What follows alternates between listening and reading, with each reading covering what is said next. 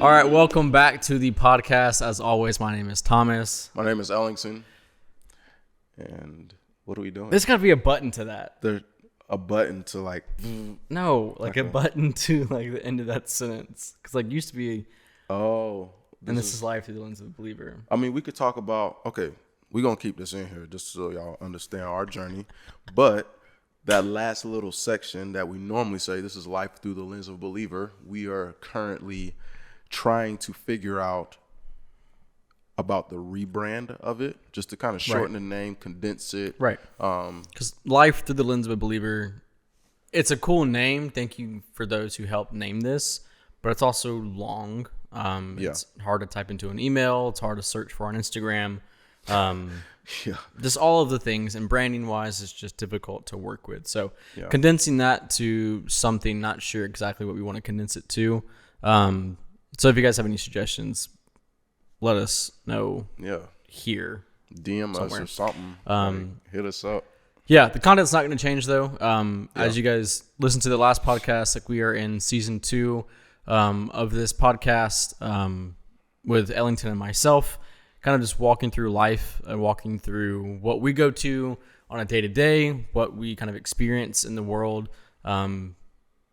but put it through the lens of us being two men in our mid to soon to be late 20s that love the Lord and have him at our focus and our center of our lives.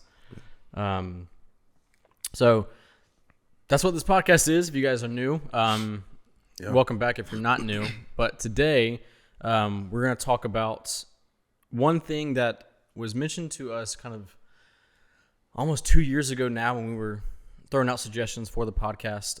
It's something that you went through firsthand recently. Is the topic of fasting and what importance that has in not only our lives as, again, believers, but even like the physical aspect of it. Like, what was your fitness journey like in that, and how does that? So just like walk me through kind of your heart behind fasting, kind of how it came about in this first month of February or first month of January. So let you start with it. So pretty much I was kind of watching, and I had visited a church up in Greenville called Hope. If you're from Hope, this is a shout out to y'all. Y'all are awesome. Love what the Lord is doing at y'all's place of worship. But I was visiting and, watching some of the sermons online and stuff, and they were talking about how they were doing a 21-day fast starting off the year. And I really felt like going into this year, I don't want to be cliche and say like New Year's resolution, but I really wanted to start off the year on the right foot, and, leave things in the past that need to be left in the past, but also have my mind set on like, okay, the first part of my year, I need to make sure I have a firm foundation in like the Lord and just move forward out of that, Right. So when they were challenging people to step in to do the fast, they didn't say a specific way you had to do it. They didn't say you had to fast just, from food and just drink water for all that time, which if any of y'all know me, y'all understand that would have been very difficult. I think I could have done it, but I wanted to be in a place. I kind of prayed about it. It's like, okay, Lord, what do you want me to do? And how can I obviously, do this relationally with you? And so I chose to do a session of intermittent fasting. So with intermittent fasting, you have a window of time. Some people do 12 hours. Some people do 16 hours. Some people do 18 hours or longer, kind of figuring out. You have a window of time where you don't eat. And then within the other little window, you can eat as much as you want to. And so that's the one that I chose. And so, that was 21 days. And my window of time, just because the way with work and usually with my bedtime, kind of going to bed a little bit later, working on music and all these different things, my window was I couldn't eat from 10 p.m. until 2 p.m. the next day. Right. Yeah. And so I just had that window from 2 to 10 to be able to eat. And so that's kind of what I chose to do. But yeah. So that's and it's like, it's, I don't say not a Christian style of fast. Like that's pretty. Intermittent fasting has been huge, probably in the past 5 or 10 years. Right. And a lot of the fitness industry, a lot of like the health and wellness world, because of the health benefits that you get from it. Did you see any of that? Like, in regards to like body composition and all of that stuff? For sure. Yeah. I will say it was tough, but the health benefits that I actually experienced a lot more was like having more energy. Oddly enough, like I know a lot of people are like, oh yeah, you need to eat to have energy and stuff like that. But I felt like I had more energy. I felt like I was able to focus better. I also felt, because during this time, like I'm drinking mostly water, like no alcohol either. Yeah, no alcohol. So like even that whole time, like 21 days, even though I was fasting, doing intermittent fasting, I also decided to completely not drink alcohol. Kind of like a dry January. Yeah, kind of dry January. I didn't even know that was a term. Oh, really? Until literally somebody posted about it. So dry January, and then they were like, actually, it's not going well. And it was kind of funny, but so like, shout out to you. Yeah, if you're listening, or if it's many of you, that's not a bad thing. You know, I'm not, no condemnation or anything like that. But no, I didn't even know that was actually really even a term until I heard about it. But that wasn't the reason I decided to do that. I was like, I just want to, you know, fast from things that I felt like in the past had become something that was routine. You know, not obviously we joke about this, we're not alcoholics, but we do enjoy alcohol every now and then and stuff like that. Which a rum cocktail with 6 and 20 something cream liqueur. It's delightful with heavy-handed rum drink. So I measured it out, but it was tall measurements. Yeah, they were real tall. Tall boys. They were tall boys. So but anyways, we are enjoying this now. Yeah. So that was part of the thing. You know, I feel like I just had a lot more clarity in different areas. Fitness wise, oddly enough, I felt like I did have more energy going into it. Even with the lack of meals that I was able to consume. I don't know, going into it was just it was cool. I lost weight, which was cool. I was sitting at about 235 before, and I'm sitting at right around 225. So really? You lost 10 pounds I lost in 21 about days? 10 pounds from intermittent fasting. And the crazy thing is, even when I would go in my breaks of like my windows of eating, I was still pounding food. Like I was eating a lot, but it was just like, you know, the studies show that while you're sleeping, you burn a lot of calories. Right. You burn a lot more than you think while you're sleeping. So it's just like, when I wake up, I'm hungry. I normally wake up because I'm hungry. Exactly. Like stomach's growling, like time to get up. And now I would get up and still not have, but I'd still have like, 8 more hours before I could eat, technically, or 6 more. Yeah, I'd wake up around, like, we'd get up and have our morning meetings, and then like, I still got to wait till 2. Right. So that was interesting, you know, losing that weight, which was actually a goal that I had before I went into the fast. I'm like, damn, I'm kind of heavy. Like, I need to start cutting back. Yeah, 235 was thickums, you know. So being able to cut back is actually really cool, and noticing, you know, the lower body fat percentage and stuff like that was actually really dope, you know. It's so interesting. So was that the heaviest you've been, like 235? Well, I got up to 236. 236 was like the peak, absolute peak. Like all time, like in your life? In my life, that's the heaviest I've been. 236. And that was the 1st of January of this year. Oh yeah. January 1st, like, dang. I was like, I was thickums. You know, everything I was buying was XL. Like, and people at my work were like, bro, you can't fit in a large. I'm like, yes, I can. No, you can't. You can't. If I can sometimes fit in larges, there's no way on earth you fit in a large. Yeah. Larges don't work for you, boy. Well, they're kind of starting to be interchangeable now, just because I lost that 10. But definitely. That was the heaviest I was sitting.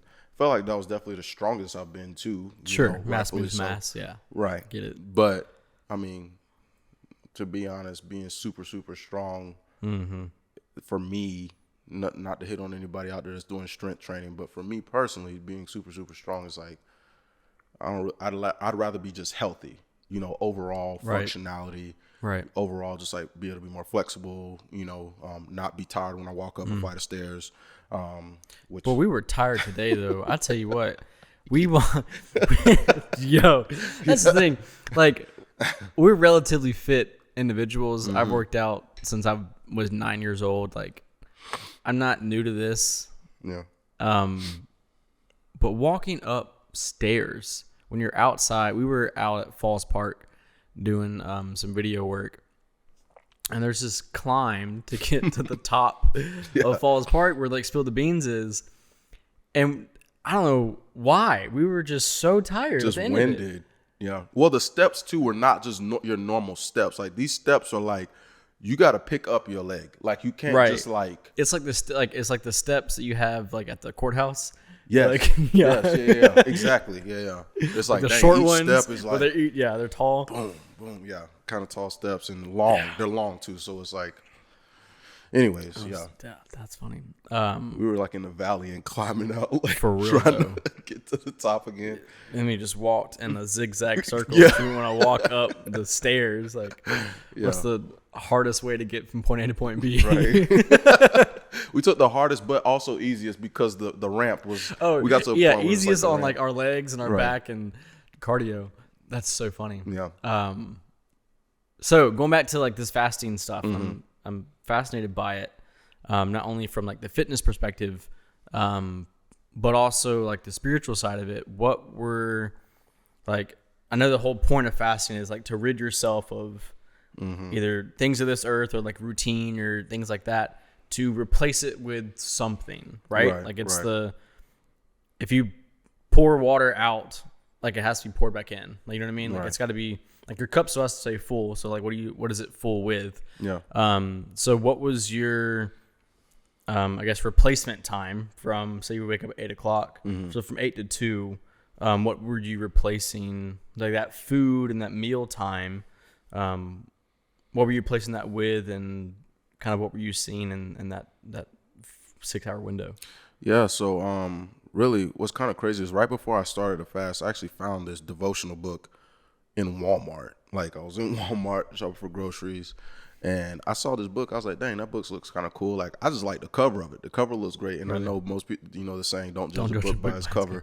But how else you going to buy it? You know what I mean? I mean, if it was appealing to to my eye, and then actually I read, the foreword and all that kind of stuff. And I was like, dang, read into that as you wish. That was...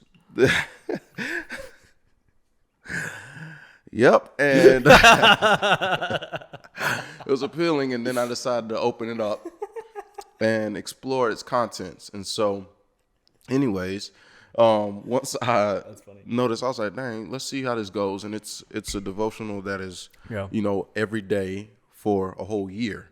And so it was really cool to actually even start that right at the time. Like I got this before I even decided to do the fast. So it's very interesting timing wise. Yeah. God knew what he was doing.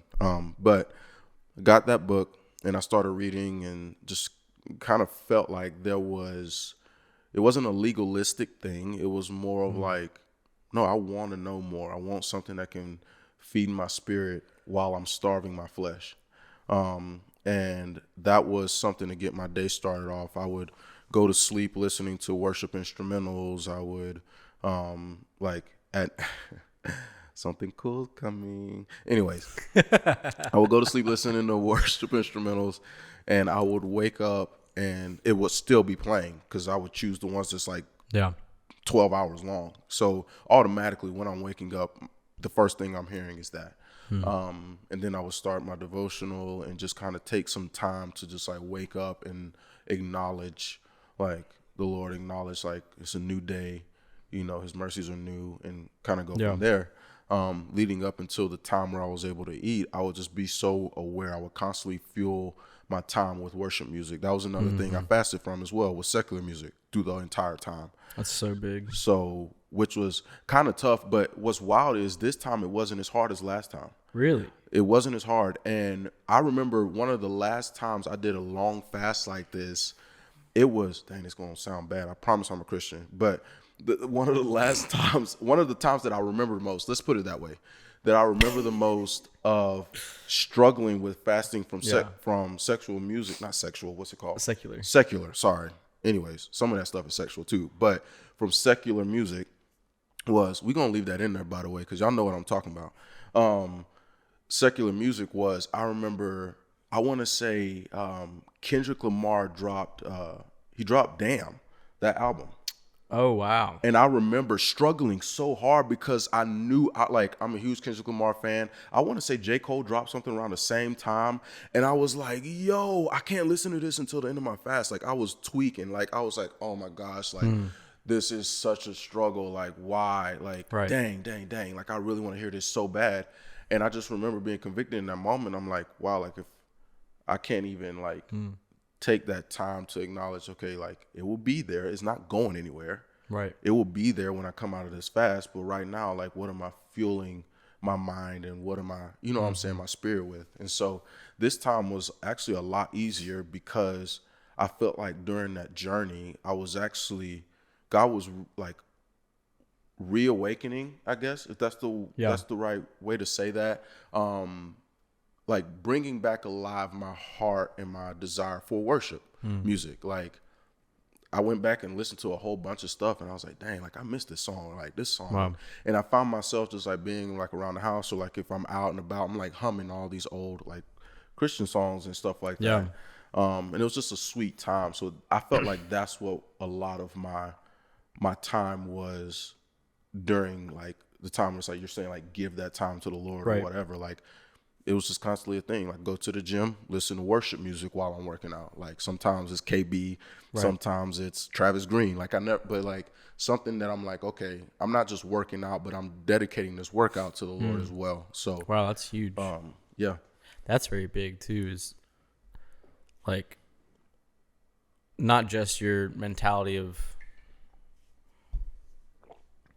this siloed portion of 6 hours in the morning that's dedicated to him, that like that sets the course for the rest of your day, right? Because you're so reminded like of those first 6 hours, like that impacts you, man. It's biblical, like first fruits. Like that's the reason why he asks for our first fruits of like God's a morning person, and if you're not, well, he doesn't change. So like he requires like the first of what we have, and so it's just very interesting to see whether it's like spiritual or not, if you believe like intermittent fasting is or not, like something changes in your day when you rid yourself and you start the day lacking something because you have to fill it with something else. And when you're filling it with the Lord, that now shifts the rest of your entire day. Oh, 100%. Yeah, 100%. It shifts my mentality. Right. It shifts.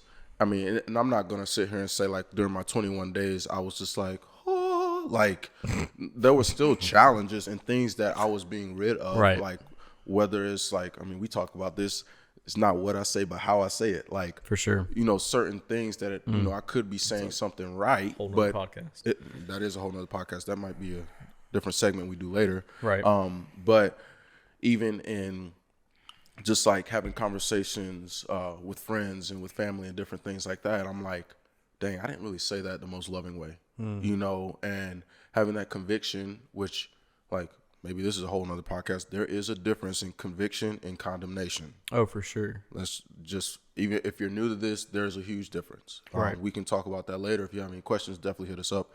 But with that being said, like there were certain things and attitudes and just certain mentalities that I had that was like, oh yeah, I didn't handle that the best way, so I was more mindful of it as opposed to like if I wake up and I'm, no offense to Lil Wayne or whoever else, but like if I'm wake up and I'm bumping secular music, I remember times where like, okay, now my mind's thinking what these artists are talking about throughout my day. And it's a lot harder to shape your mood too. Yeah. Oh, for sure. Like there's a lot of power in music. Oh, there's a lot of power in music. That's a whole nother podcast we could do. Golly, all these topics, but yeah, it's good to explore. Yeah. But with that being said, like waking up to Thomas's point with giving the first fruits of like, okay, I'm not just dedicating these few hours of my fast to the Lord. I'm dedicating my day to the Lord, because even during the moments where I am able to eat, I still need to be mindful of the first part of the day that I, you know what I'm saying? Dedicated to him. So that's cool. So one of the things that I've experienced, I've fasted in the past, and I think it's a wonderful practice that we should do as Christians. I mean, it's a command that the Lord tells us to do, is like when you fast and when you pray. Like, it's not if you do those things, it's like when you do those things. And so I'm fascinated with like the different types of fasts that people do. Like, I know there was like the Daniel fast, which is like a 21-day just fruits and vegetable fast. Yeah, that's crazy. I mean, not crazy. It's doable, but yeah, I did it. I've done it once. Really, my mom's done it too. I don't know how.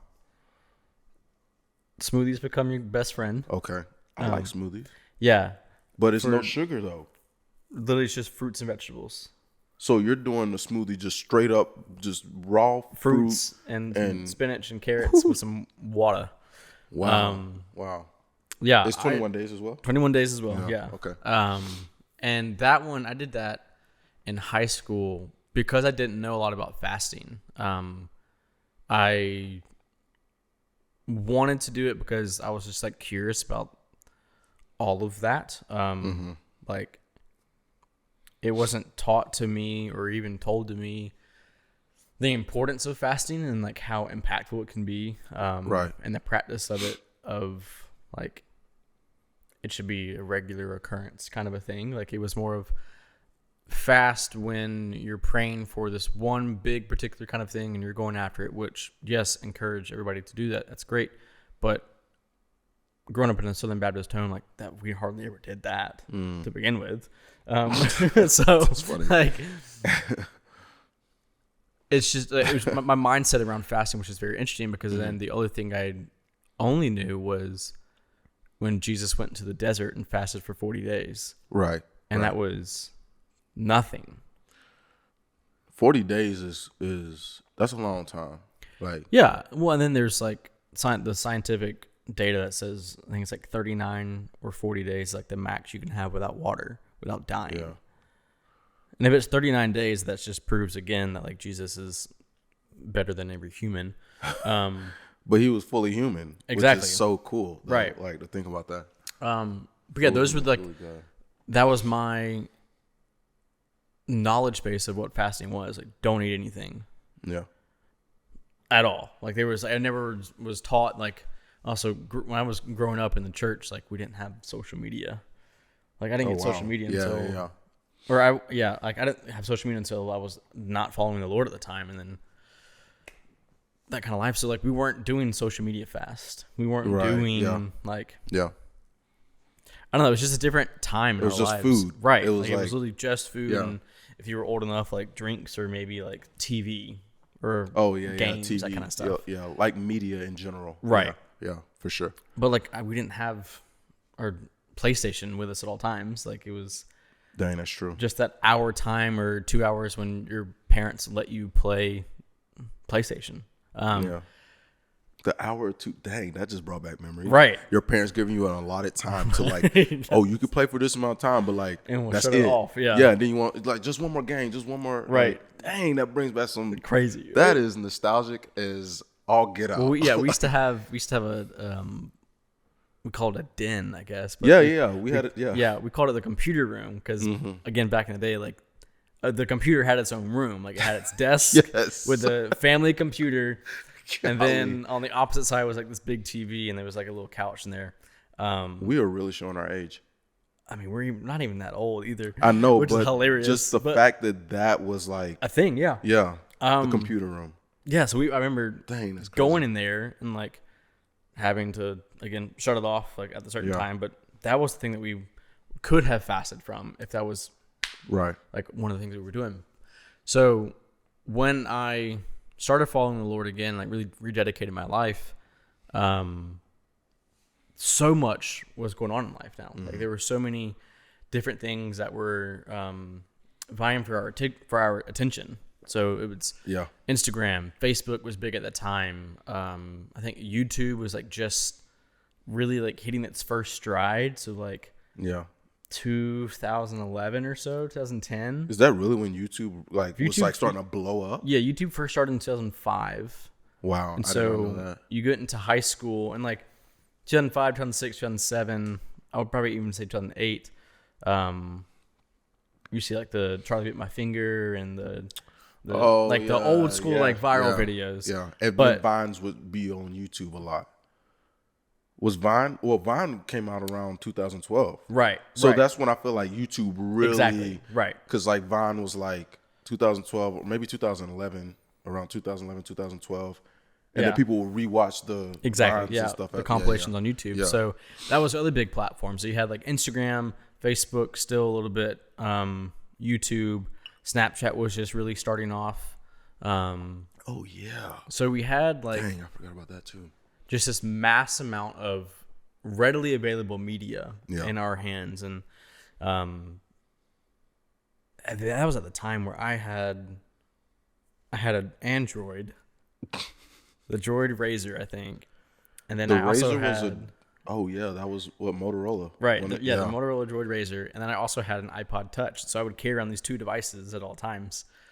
Put your music on shows iPod our Touch. age, yeah. But put music in the apps and all the games and stuff Lord, on your iPod Touch, and so like we weren't in class, or I wasn't in class though, doing the Instagram, doing the social media stuff. Again, they were like dedicated times, like after school, I would sit and do that. So these are the things that when I was like rededicating my life, Lord, these are the things that I realized were taking a lot of my time. Yes. Yeah. And so which I would real quick, just to let y'all know, not to cut them off. I didn't mean to do that, but we are going to have another conversation podcast about social media. So many thoughts. Yeah, a lot of thoughts, but even to that topic, we'd love to kind of hear y'all's thoughts on social media and how it's infiltrated our lives in a sense. And we'll go through like, I think that one should like do some research. Yeah, we can. In regards to like the history behind social media. Yeah. The things like the Social Dilemma movie that came out, all of that stuff. So we'll do a bit more research on that one and come with like some facts and figures and like data points. I think would be very interesting to put into perspective. I'm interested to know about more of it as well. Right. So that's probably a future one in the next probably 2 or 3 episodes or so. Right. But I say all this about social media, meaning for me, I noticed even very early on, like that was a big. Can you restart that? Just press the record button on the side. But that was a big thing for me to realize that maybe it'd be good for me to fast from like social media. But again, not a whole lot of people were talking about it, and so I was just very naive. And so we had. I think it was the first of every year we did a fast in January, very similar to what Hope did. Mm-hmm. And so I remember going online and like typing in 21-day fasts and like what are the options. And a lot of it was like fasting from sugar or doing a Daniel fast or doing like no carbs at the time. That was a big thing. Still is, but whatever. It's hard to do. Hard to do. Like very hard to do. So I didn't. And on that list wasn't social media because it's probably an older article. Right. So I didn't really know what to fast from. And so I fasted from like everything but fruits and vegetables, which is called the Daniel fast. And that was very hard for me. To do the Daniel fast? Yeah, because I was also 16 maybe, or 17 maybe. Oh, wow. Yeah. So I was fairly young, almost 10 years ago now. Yeah. What? So, golly, that's crazy. Like a decade ago. That was probably, and I don't think I got much out of that one, honestly, because I was so new in my faith, and I don't think I did it with the mindset of let me not eat meats and starches so that I dedicate the rest of that to the Lord. Like, for me, it was just like, make it as brutal as possible. Yeah. And the meek shall inherit the earth, right? Like that's like that was my mindset. Is like rid myself of everything, and then the Lord's gonna bless me. But I missed the key point to fasting, which is like you have to replenish your cup with what you take out of it. Right. That's huge. I'm glad you brought that up because that was one thing that I prayed about when going into the fast, is that I did not want to do this as just a checklist thing because everybody else was doing it. Right. Which I'm not. I hope y'all hear my heart and understand what I'm saying with this. When you're dedicating a fast like this, the one that we're talking about, a spiritual thing like that, like I said, intermittent fasting, and like he brought up, is a lot of times what people do for fitness purposes. Right. But with this one, I just decided to use intermittent fasting with my 21-day fast, as my 21-day fast for a spiritual growth. So in a spiritual sense, he made a point earlier that I honestly want to touch on as well about, people will be like, oh yeah, go into the fast because like, if you want this thing, you need to go in and fast. And then like, God's going to give it. Like, God's not a genie. Like we have to understand the difference in who he is. He's the Almighty. And more so than anything that he wants to give us, that is like, I see this glass of water. Like, I'm just picking up something like, oh Lord, I want a glass of water. Me going into a fast and then he's just going to give me a glass of water. That's not really like the point of fasting. The point of fasting should be growing closer to him on a spiritual fast. I'll say that just to make that very clear. Right. On a spiritual fast is to grow closer to him and allow yourself to either reconnect or just go deeper into a relationship with him. So that's what that's what the fasting is, that we've obviously gone through different fasts and stuff like that since, but come to know, it's not like a magic trick where it's like abracadabra, I'll fast for 21 days and voila, my bank account's full. Oh, it feels only that easy.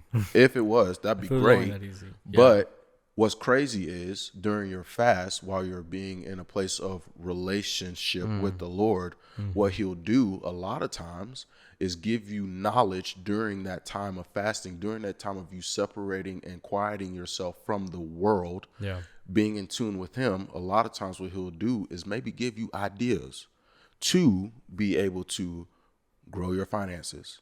So like, this could be another topic too. I feel like there's so many different rabbit trails we can go down, but I heard this quote about, sometimes we'll ask the Lord. I don't know if it was Michael Todd or another pastor, but they were saying sometimes we'll ask the Lord for, like, let's say a wood table or like a table. And what he'll do, he'll give you a tree. And it's like, what am I supposed to do with this? I asked for a table. And he's like, but I've also given you the ability to create what you're wanting. So anyway, it's like faith without works is dead. Exactly. That's a perfect picture of what that statement like truly means. It's faith doesn't mean he's just going to give you everything and you trust that he's going to give you everything. Like, you have to put into action what the Lord has also given you on the gifting side. Exactly. Whether that is being able to carve a table out of a wood.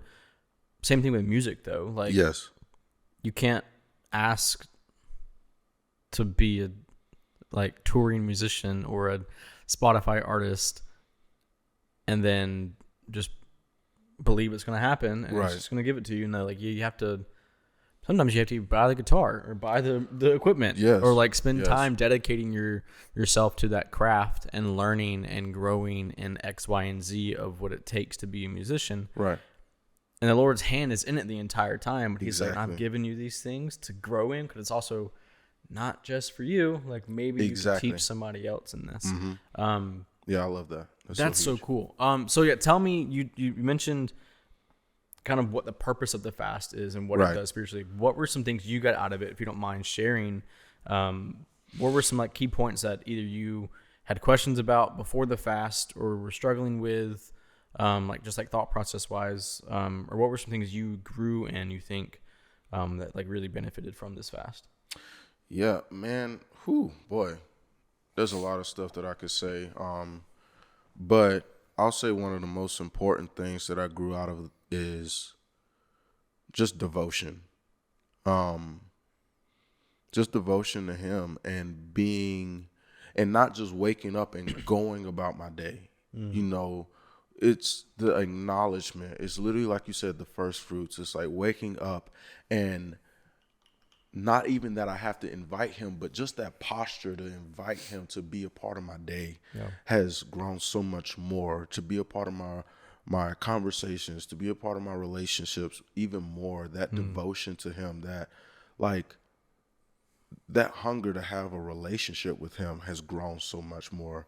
And I remember being in a place where it was like I didn't really feel a lot. And even through my fast, I can't even lie to you and be like, oh yeah, I felt him. I felt his presence every day. Boom. It was so crazy. It was so wild. No, like there was a lot of times I didn't really feel anything, but it's like being able to silence and shut out the things of the world. I was able to hear his whispers a little bit more, which is kind of wild. You know, I've said this before. You probably, if you have been following this or following along with our podcast, I don't know if I said it in the podcast, but some of my friends they know I've said this, but I have been told this story. I forgot where I heard it from, but there was an old man. He had a watch on, and he stepped into, like, he was working in this like ice cooler and all this stuff. And he came out, his watch was gone. So he's like, dang, I don't know where my watch is. He went back in, could not find it. Came back, asked his friends to go in. They're moving stuff around, all this stuff. They're trying to find the watch. They can't find it. And there was a little boy. He goes inside. And then a few minutes later, he comes out with the watch. And so all the men there were like, oh my goodness, we were looking for this watch. Like, how did you find it? Like, what did you do to find this watch? And the little boy says, oh, it was easy. All I did was I went in and I closed the door and I sat down and I listened for the tick. And that's how I found the watch.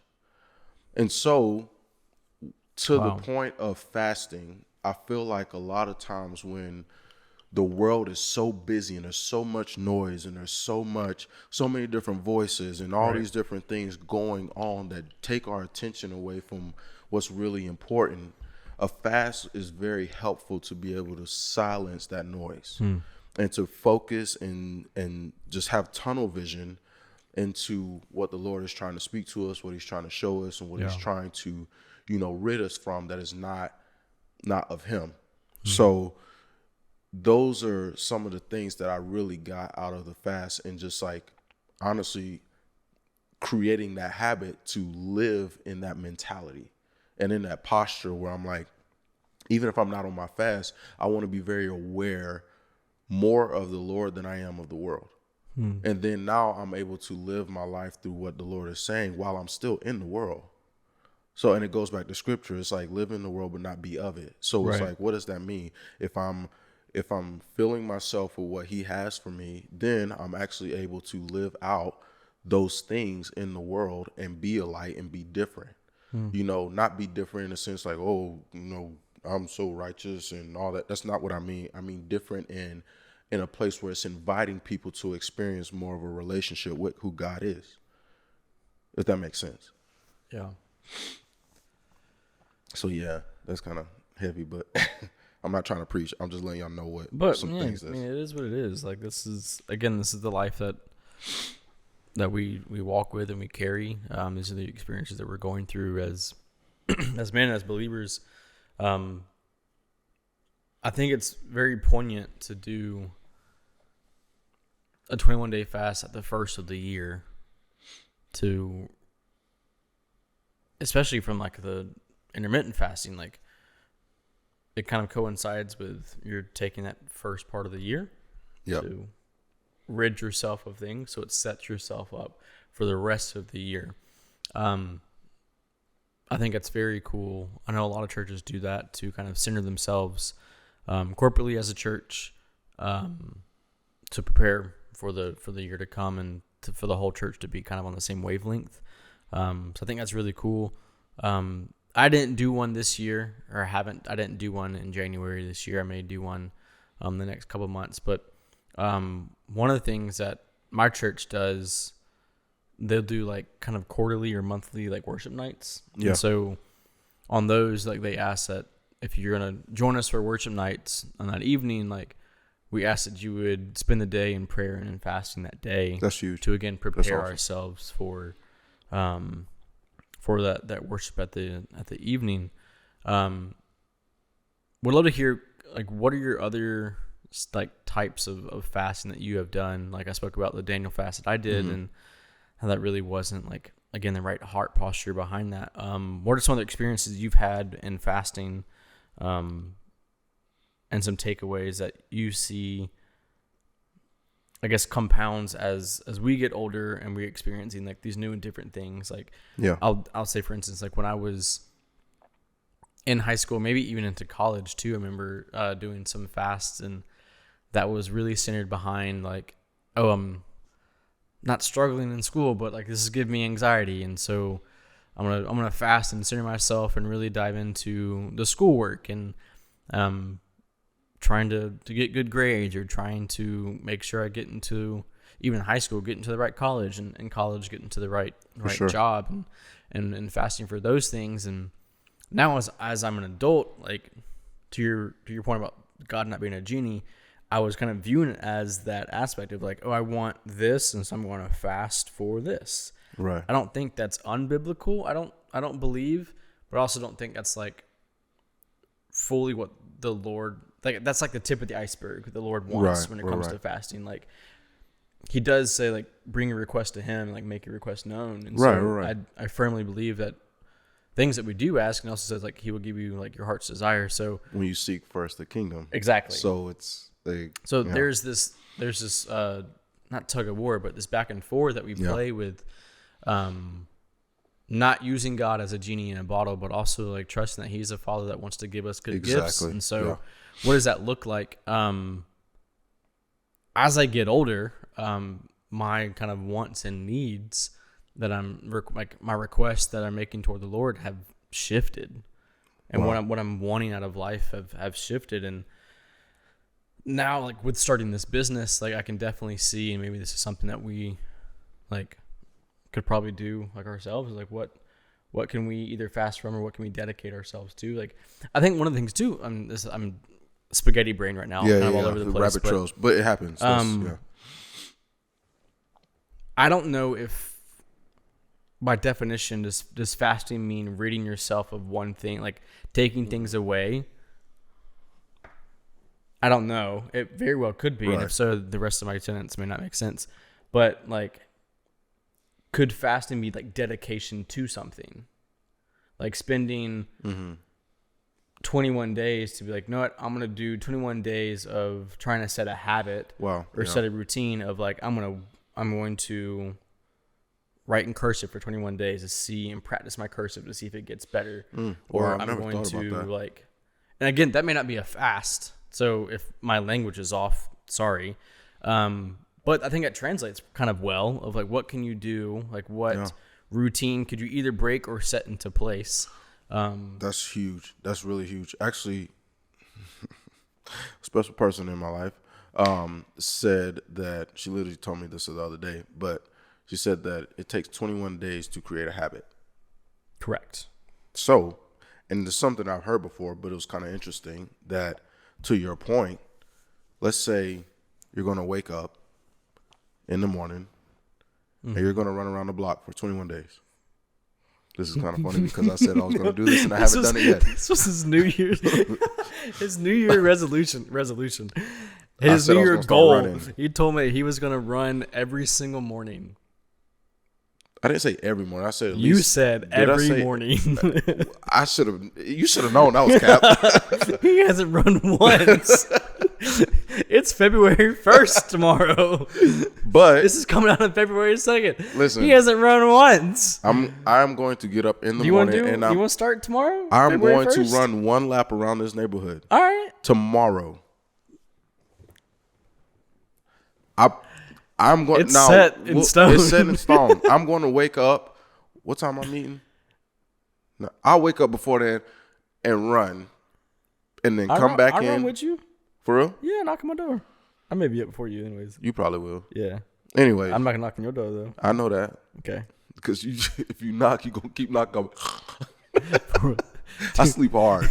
I ain't gonna lie. Yeah. Also, for those of you that don't know, like we live together. Yeah. So it's not that he's driving to my house to go run my neighborhood. Not knock on the door like his outside door. It's more like, let me walk across the living room. Cool out. We've been waiting for you. I'm gonna knock on his bedroom door, which is about 20 feet from where mine is. Facts. But anyways, yeah, no, we're going running in the morning. I actually got some good shoes that I can finally run in. That was part of my issue. I'm not gonna lie. I had no good running shoes. Also, just to let y'all know, Vapor Max are not great running shoes. They're terrible. They're not great. I stand by that. Yeah. Now, the Ultra Boost by Adidas, I could see myself running now. So, anyways. It takes 21 days to set that habit. So, right. Tomorrow's day 1. I didn't say I was going to do this 21 days straight. I'm just saying I'm going to start running. I'm going to run tomorrow. We're going to see how things go. But back to the 21 days thing that he was talking about, like maybe fasting is creating a habit. Like, what if it is just like, okay, I am going to take 21 days to run. So now what does that mean? That means that for 21 days, I'm taking the time to not actually oversleep or sleep in. I'm getting up and I'm starting my day. I'm going to be more productive because I'm starting it earlier. So now what are you gaining out of that? More time to get done what you need to get done, be more productive, and then actually be able to rest well when it's time to go to bed at, a certain time. And not being winded when you walk upstairs. Exactly. Yeah. So it's like, I think fasting could go that way. I think that, it's one of those things, especially when it comes down to creating a healthy habit. Like if you're fasting, you're saying, I'm just going to listen to secular music for exactly 20. I don't know about that, maybe. Right. But like, I think if it's something that's going to be beneficial to your overall mental health, your spiritual health, and your physical health, I think that it could be interchangeable. But also I would like even challenge like that to be like, okay, I'm going to go run with the Lord in the morning. Right. Like I'm going to spend time, maybe even listen to worship music while I run or whatever it is. Or like pray. Or pray. Or listen to... I'm struggling, Lord. Yeah, I'm struggling. Lord, give me strength. Because your boy is winded and heavy. Like, you know what I'm saying? But like, I think that can be good. You know what I'm saying? Yeah. That's cool. 'Cause that was something I always thought about as well when I was in high school and starting out that whole fast cycle. And I've definitely done the social media fasts where I mean I was on I deleted my social media after high school and didn't get it back until I spent my senior year of high school and freshman year of college without social media. Wow. How? Deleted it. I just took it. I deactivated my account. Started fresh my sophomore year of high. That is crazy. Of college. Yeah. I'm surprised that you did that going into college because I feel like when you come in as a freshman in college, that's how you connect with people. That's like, oh yeah, this is how I meet. Okay, so what's your IG? What's your Snapchat like? And you just didn't have it. Mm-hmm. So how did that affect? I say, here's my number if you want to connect. Let's get lunch. Let's get back to that though. 4 people, probably. That's not an over exaggeration, but close to it. Like, wow, that made my interactions intentional, which is the reason why I wanted it. That's massive. That's huge. But also, I didn't want to be so driven. Also, I had really long hair and wore tank tops with green skinny jeans and longboarded the class, and so I looked like a hippie. Yeah, so you were a Cali boy. People, I was just a little bit left of center. I'll just say, I was not like. Not left of center. I wasn't going with the status quo intentionally. Wow. It's just I just wasn't. I wanted to be different. That's huge. I mean, that's cool. Yeah. So you sure you got a 4? I mean, a wing 4. Yeah, makes sense. 3 wing 4. Yeah, my 4 comes out pretty strong on certain occasions. For sure. What are you? You're 4 wing. I don't know what wing I am, bro. I don't even know if I might have several wings. Fly. Don't joke like that. I love it. You know what I'm saying? Fly like an eagle. That's interesting. Yeah. I don't know what wing I am. I feel like I need to look at that. Maybe. But so when I was fasting in college, my mind didn't go to social media first because even when I was in college and older, I wasn't using it much. Even when I had it, I had it for photography because I was like, oh, this is where I'm going to post my photos. Right. So it was a portfolio, and it was a networking thing for me because I knew I needed social media for networking for business. Right. And so my social media wasn't even centered around like meeting people at school and interacting with them. Like I just didn't use social media like that. That's not how I viewed it back then. So my fasts came in the like I would do just a day fast where I wouldn't eat and I would only drink water. Yeah. How tough is that for you? Well, was that for you? A day at a time, not very. Not very bad. Okay. It's doable. And I feel like for me, that was because it was a day and I like literally couldn't eat anything. I had to shift my mind when I did that in the sense of like, not I couldn't do this, but more of like, I'm not doing this so I can do this. And that was like a mindset change for me because I can do whatever I want to. Right. I can eat whatever I want to. Like, it's not that I can't. It's the fact that I'm choosing not to do this. I'm choosing not to eat so that I can spend my quiet time with the Lord 3 times today instead of just 1 time today or 4 times today instead of whatever it is. So I had to shift my mindset from, oh, do you want to get lunch today? No, I can't. I want to fast. It was like, no, I'm going to go and walk around the campus for lunch. Wow. And so it wasn't like I can't do this. I'm restricted. I'm putting these like shackles on me and I'm like now forced into something that I don't want to do because now that mindset is now shifted into, or the Lord's forcing me into doing this. I don't want to do it. So now my relationship with him and like my interactions with him seemed forced and seemed like in a sense where he's saying you have to do this in order to get this. And for me, I hated that mindset because that was kind of how it was in the beginning. But as I was doing it more and more throughout college, I would do those probably one day a month, maybe one day every quarter. I would take a day and do a fast, and that night I would have either like a worship night or I would have some time intentionally for worship. That's huge. And progressively it got to the point where like I wasn't looking forward to it because again, like I love food, but those days became enjoyable to a sense. Yeah. To where like I would wake up and I would not like, I don't know if you experienced this, like you would catch yourself sometimes just going back to your old routine, old habit of like, oh, open up Spotify. Oh, dang, my daily mix one is not Christian music. Okay, go to the other one. Like when I was choosing those intentional days to fast, I wasn't going to like back to my habits and my ritual routines because I looked forward to those times. Like I like woke up and I was like, I want to spend time with the Lord this morning. Like this is my food. And that was very, very, very good for not only my spiritual walk, but it made my interactions even with people more intentional too. And so that's something I think I want to go back to, even in some shape or form.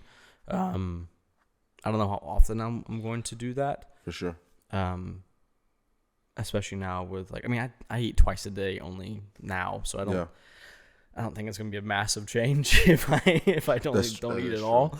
But I think something for me, and as we're probably going to wrap this up relatively like in the next couple minutes or so, one of the things that I could see myself fasting from is probably like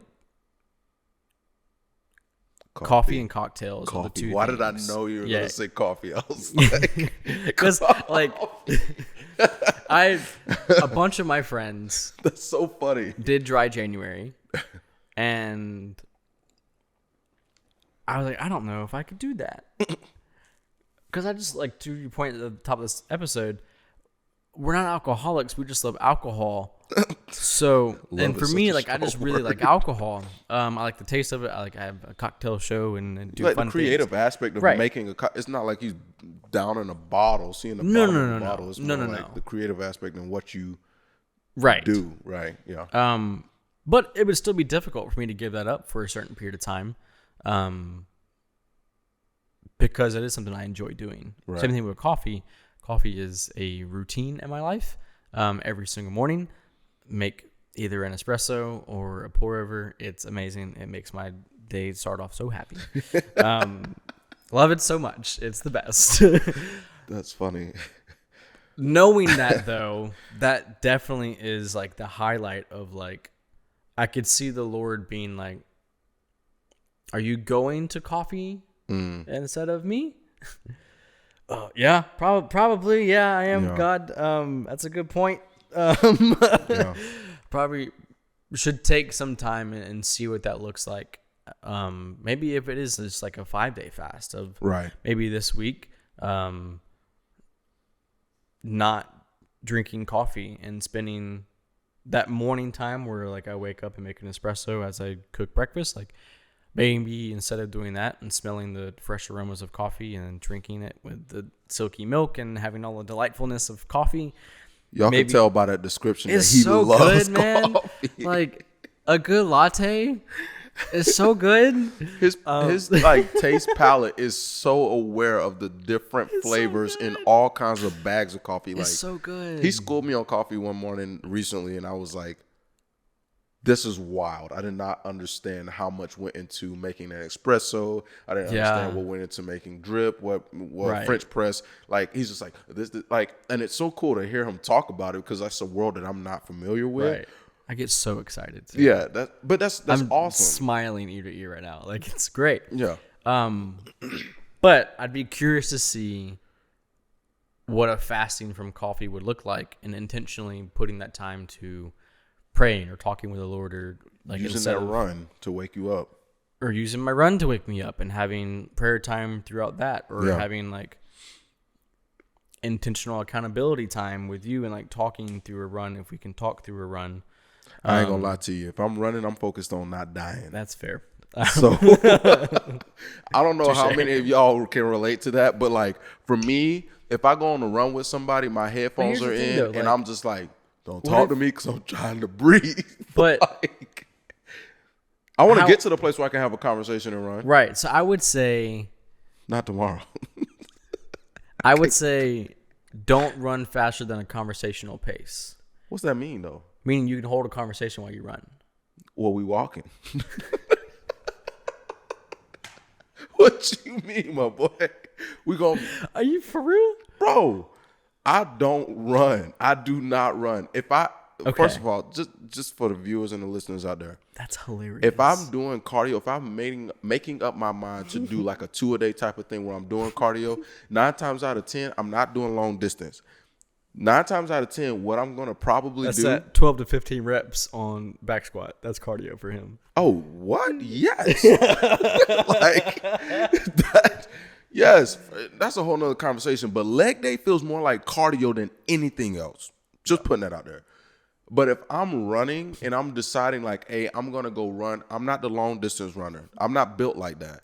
I'm more of like, let's do a high intensity like sprint for like 20 seconds, maybe 30 seconds, and rest for like a minute. Sprint, like I'm more of a high intensity interval training type of thing. So to even get out and be like, I'm going to run around our neighborhood is completely out of my comfort zone, which is not terrible. It's not a terrible lap, but it's it's 0.6 of a mile.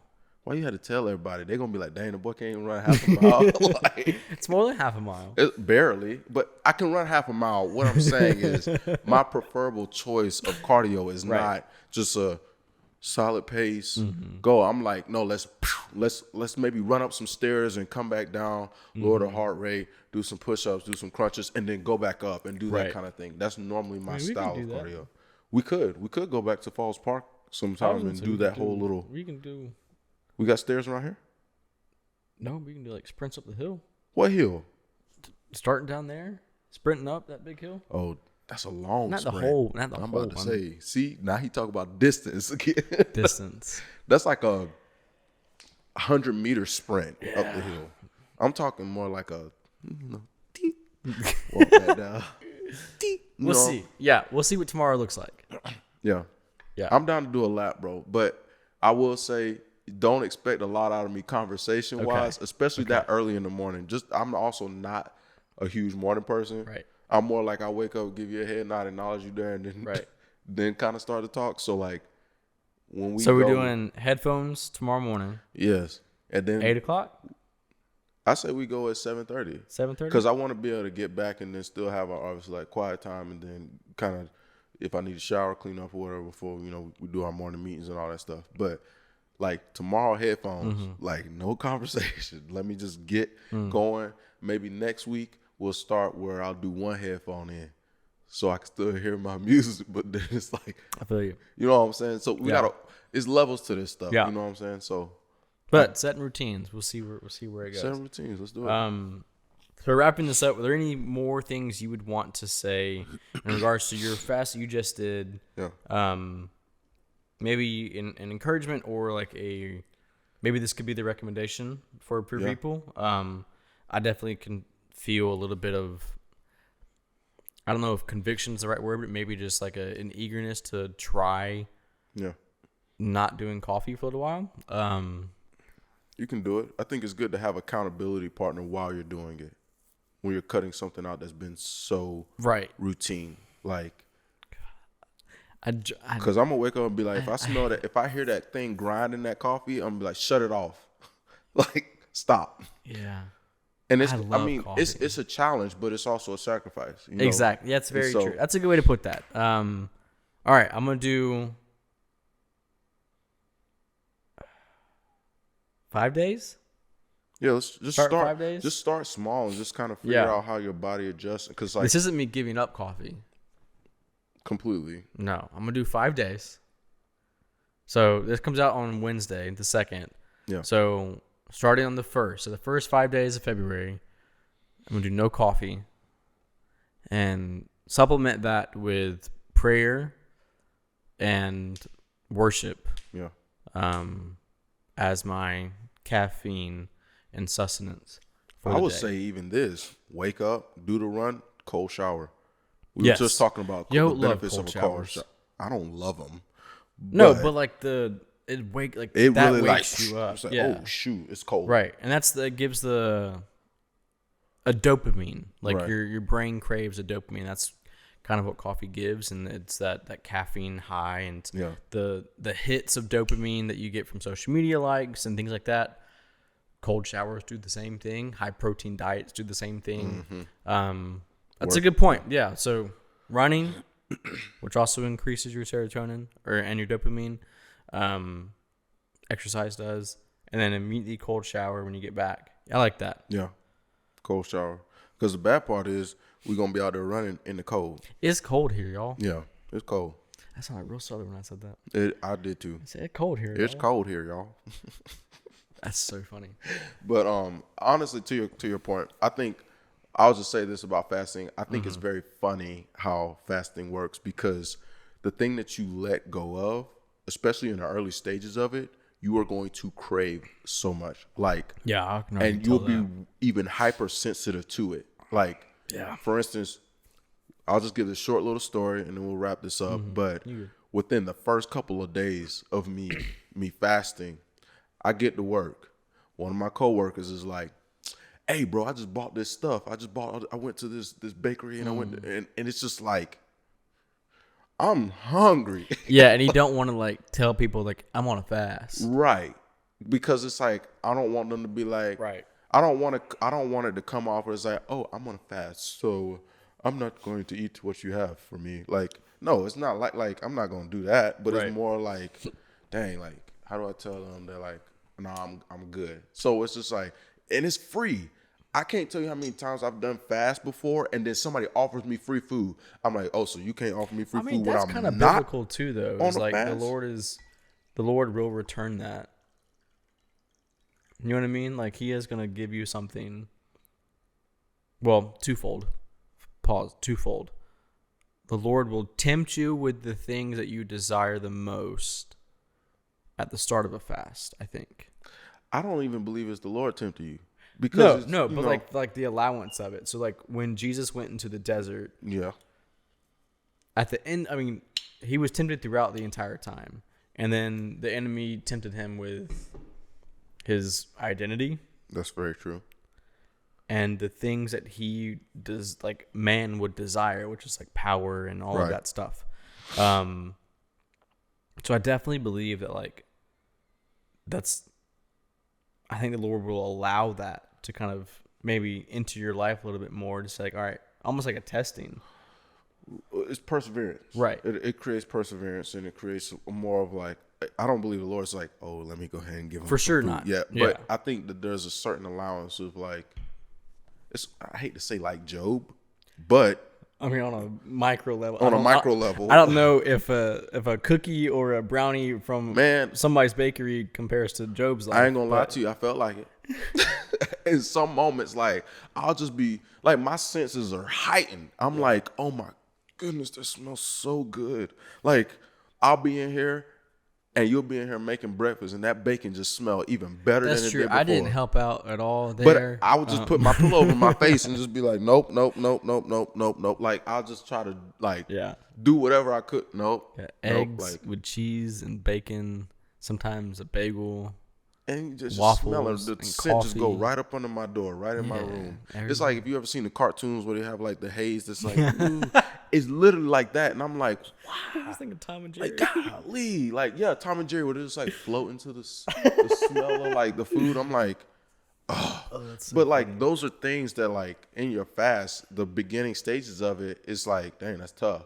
Yeah. But if you can persevere through it and stick it out, there's so much reward that comes out of it. And it's like, It's honestly very satisfying to be like, you know what, like I got a lot of this with my relationship with the Lord, but also it's like your will to stick with something grows. So it's like, even with the whole running example, like I'm not going to like getting up early to go run, but I do know that if I can stick this out and make this a reoccurring habit through this month, like I may not see it right now, but I know the benefits that's going to come from it. So it's like, that's exciting for me. That's part of growth. It's no different than working out. It's like we go to the gym, we work out, we lift weights, we get sore, and it's like, dang, I'm sore. Like that was a tough workout.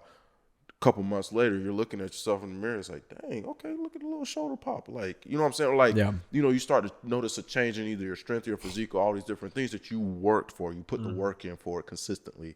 So those are kind of things like in a fast that I like, and you know, just being able to not do it from a legalistic place, like that's huge. That is one of the main things. Like I'm not gonna drop names, but I know of people who have done it, be like, oh, I just want to fast to see how long I can do it, and then it's like after they're done, they're to go around and tell about, oh, I fast for this amount of days. Don't like do that. I said, Yeah, don't do I that. wouldn't do that because your fast is not a bragging. Right.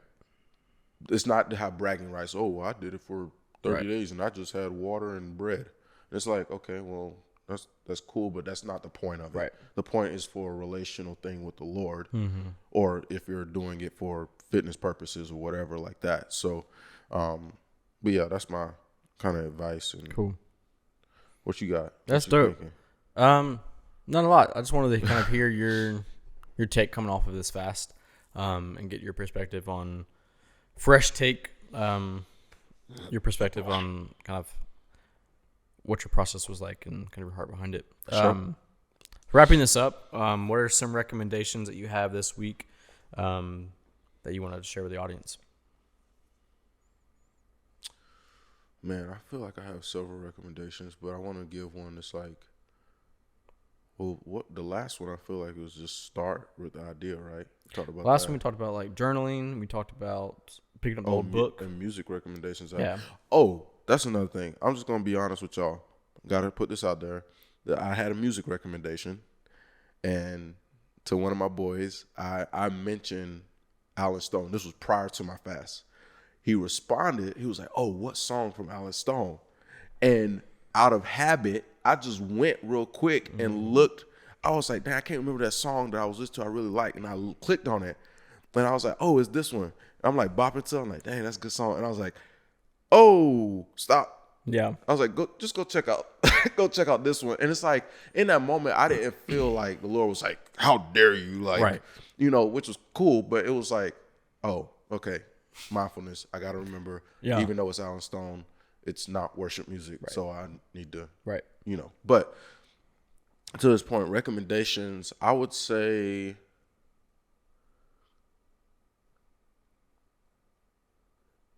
do that thing that you have been telling yourself you were going to do weeks ago. Wow. Yeah.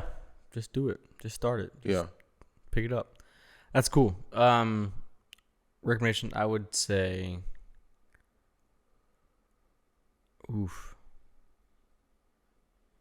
and this isn't super spiritual when I say this at all.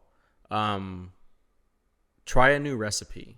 I've been doing that. Yeah, which is what I've been seeing. Is kind of like sparked it. Like even when y'all like cook dinner of the night, like trying new recipes and new like spices and stuff, like with flavors in your whatever. That's a good one. Try a new recipe. That's funny. See you have to how talk it goes. About it fast. You're talking about trying to do a recipe. Food. But yeah. Music recommendation before we head out.